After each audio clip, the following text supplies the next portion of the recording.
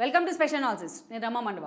ఈరోజు అనాలిసిస్లో భాగంగా మనం తీసుకోబోతున్న టాపిక్ ఏంటంటే జయప్రకాష్ నారాయణ, లోక్సత్తా అధినేత జయప్రకాష్ నారాయణ ఈరోజు కూటమికి ఎందుకు మద్దతు పలికారు. గత కొన్ని రోజులుగా ఆయన జగన్మోహన్ రెడ్డితో చాలా క్లోజ్ అసోసియేషన్ మెయింటైన్ చేశారు. ఒక దశలో ఆయన వైఎస్ఆర్సీపీ తరఫున ఎంపీగా పోటీ చేస్తారన్న ప్రచారం కూడా జరిగింది. అయితే అలాంటి జేపీ ఎప్పుడు కూడా టీడీపీ వైపు వన్ సైడెడ్గా ఆయన మొగ్గే ప్రయత్నము చేయలేదు, ఈవెన్ అధికారంలో ఉన్నప్పుడు కానీ ప్రతిపక్షంలో ఉన్న సమయంలో కానీ. బట్ అనేక సార్లు మోడీ చర్యలను కానీ మోడీ తీసుకున్న విధానాలను కానీ ఆయన ఆహ్వానిస్తూ విమర్శలు కొని తెచ్చుకున్న సందర్భాలు కూడా ఉన్నాయి. అలాంటి జయప్రకాష్ నారాయణ ఈరోజు ప్రత్యక్ష రాజకీయాల్లో ఆయన లేకపోయినప్పటికీ ఒక మేధావిగా ఆయన గుర్తింపు ఉంది, ఒక ఇంటలెక్చువల్గా కూడా. సో అలాంటి జయప్రకాష్ నారాయణ ఈరోజు కూటమికి మద్దతు ఇస్తూ నా ఓటు కూటమికే అన్న విధంగా ఆయన బహిరంగ ప్రకటన చేయడం అయితే ఆయన ఫాలోవర్స్ని కానీ రాజకీయాల్లో ఉన్న చాలామందిని కానీ ఈరోజు ఆశ్చర్యంలో పడేస్తోంది. నిన్న మొన్నటి వరకు కూడా జగన్మోహన్ రెడ్డిని అనేక విధాలుగా పొగుడుతూ వచ్చిన జయప్రకాష్ నారాయణ అంత హఠాత్తుగా ఈరోజు తన రూట్ ఎందుకు మార్చే ప్రయత్నం చేశారు. ఈరోజు ఎందుకు ఆయన కూటమికి మద్దతిస్తూ నిర్ణయం తీసుకున్నారు. ఈరోజు కూటమి అధికారంలోకి వచ్చినట్లయితే ఆయనకు రాజ్యసభ టికెట్ దక్కుతుందనే ప్రచారంలో వాస్తవం ఎంత. ఈరోజు జేపీ వన్ సైడెడ్గా ఈ స్టాండ్ తీసుకోవడానికి అసలు కారణం ఏంటి. ఇవన్నీ కూడా ఈ ప్రశ్నలు ఈ రోజున చాలామందికి అర్థం కాకుండా ఉన్నాయి. సో ఆయన సంగతి తెలిసిన వాళ్ళు ఎవరికైనా సరే, జేపీని క్షుణ్ణంగా పరిశీలన చేసిన వాళ్ళు ఎవరైనా సరే అంత వన్ సైడెడ్గా ఈ రోజున జేపీ కూటమి కోసం ముందుకొచ్చి మద్దతు తెలపడం మాత్రం అందరినీ ఆశ్చర్యంలో పడేస్తుంది. మరోవైపు అటు చంద్రబాబు నాయుడు కూడా జేపీ కామెంట్స్ని ఆహ్వానించడం జరిగింది. లోకేష్ లాంటి వాళ్ళు కూడా ఆయన వెల్కమ్ చేసే ప్రయత్నం అయితే చేస్తున్నారు, గతంలో టీడీపీకి వ్యతిరేకంగా ఆయన పనిచేసినప్పటికీ. సో అందుకని ఈరోజు జేపీ రాష్ట్ర వ్యాప్తంగా ఎస్పెషల్లీ ఏపీ రాజకీయాల్లో సెంటర్ ఆఫ్ అట్రాక్షన్గా మారారని అనుకోవాలి. అయితే ఈ పరిస్థితికి కారణం ఏంటి, ఆయన ఎందుకు కూటమికి మద్దతు తెలిపారని చెప్పుకునే ముందు గతంలో జరిగిన పరిణామాలు కూడా ఇక్కడ మనం ఒకసారి హైలైట్ చేసుకోవాలి. గతంలో మనం చూసినట్లయితే ఆయన సీనియర్ ఐఏఎస్గా ఎన్టీఆర్ హయాం నుంచి కూడా చంద్రబాబు నాయుడు హయాం వరకు జేపీ తనకంటూ కూడా ఒక మంచి ఆఫీసర్గా ఒక ఇండివిజువల్ క్రేజ్ని అయితే క్రియేట్ చేసుకోగలిగారు. చాలామంది ఫాలోయర్స్ కూడా ఉన్నారు ఆయనకు అప్పటి నుంచి.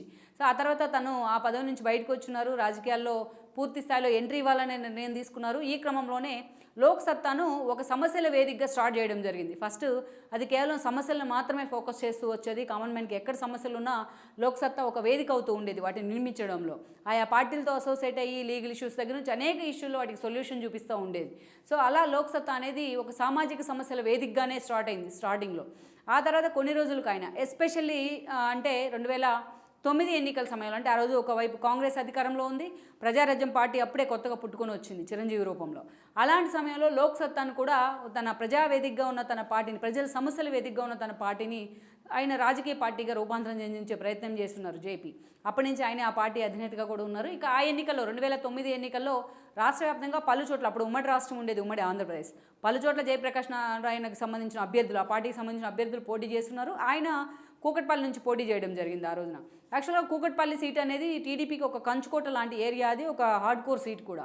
అలాంటిది జయప్రకాష్ నారాయణ కోసమే కేవలం ఆ రోజు టీడీపీ తన అభ్యర్థిని కూడా అక్కడ నిలబెట్టకుండా నిర్ణయం తీసుకుంది. ఈ క్రమంలోనే ఆ రోజు అందరినీ ఓడించి జయప్రకాష్ నారాయణ లోక్సత్తా నుంచి ఎమ్మెల్యే కావడం జరిగింది.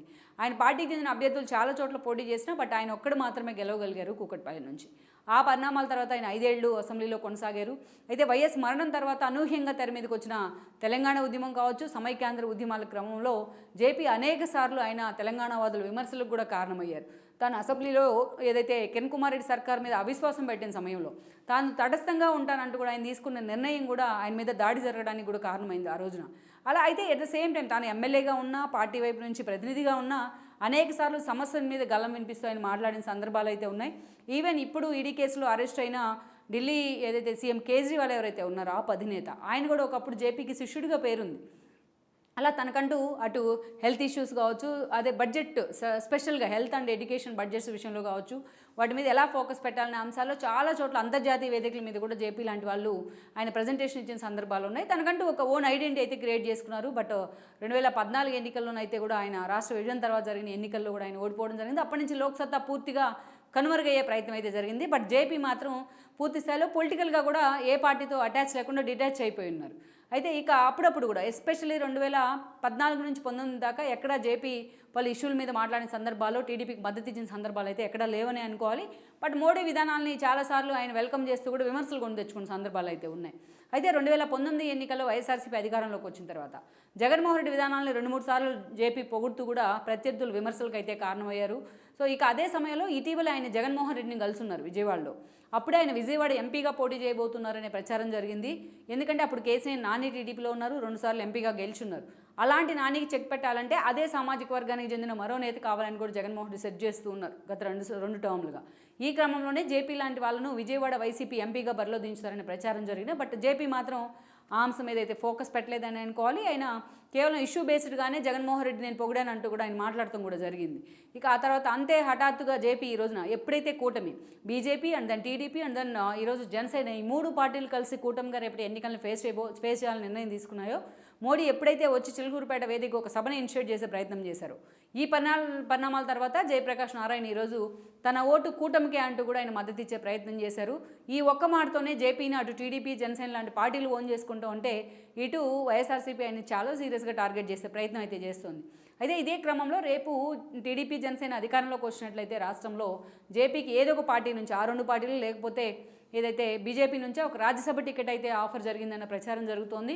ఆ రాజ్యసభ టికెట్ని దృష్టిలో పెట్టుకుని ఈరోజు కూటమికే తన ఓటు అంటూ కూడా జేపీ ప్రకటన చేశారని చర్చ జరుగుతున్నప్పటికీ, బట్ మోడీతో ఉన్న సత్సంబంధాలు కావచ్చు, బీజేపీ నేతలతో ఉన్న ఒక అసోసియేషన్ కారణంగానే జేపీ కూటమి వైపు మొగ్గు చూపారన్న వాదన కూడా వినిపిస్తోంది. లెట్స్ సీ మరి ఈ 3 పార్టీలు అధికారాన్ని కైవసం చేసుకున్నట్లయితే జేపీకి నిజంగానే రాజ్యసభ ఇచ్చే అవకాశం ఉందా? అయితే తన పదవులు లేకపోతే రాజకీయ భవిష్యత్తు వీటన్నిటిని పక్కన పెట్టి ఈ రోజున జేపీ వన్ సైడెడ్గా కూటమికి మద్దతు ఇచ్చే ప్రయత్నం చేశారన్నది అయితే తెలియాల్సి ఉంది. మొత్తానికి జేపీ ఈరోజు వన్ సైడ్గా ఆయన ఎప్పుడైతే ప్రకటన చేస్తున్నారో ఆ ప్రకటన అందరూ కూడా వెల్కమ్ చేస్తున్న సిచ్యువేషన్ అయితే ఉంది. అదే స్థాయిలో ఆయన వైసీపీ కూడా టార్గెట్ అయ్యారు. మరి జేపీ ఫాలోయర్స్ కానీ ఆయన అనుసరించే వాళ్ళు కానీ ఈరోజు ఎంతవరకు కూడా కూటమి వైపు మొగ్గు చూపే అవకాశం ఉంది. సో ఇక ముందు ఆయన కూటమి వైపున ప్రచారంలో కూడా ఎంతవరకు యాక్టివ్ అయ్యే అవకాశం ఉందన్న అంశం మాత్రం ఈ రోజున హాట్ టాపిక్ అవుతూ వస్తుంది.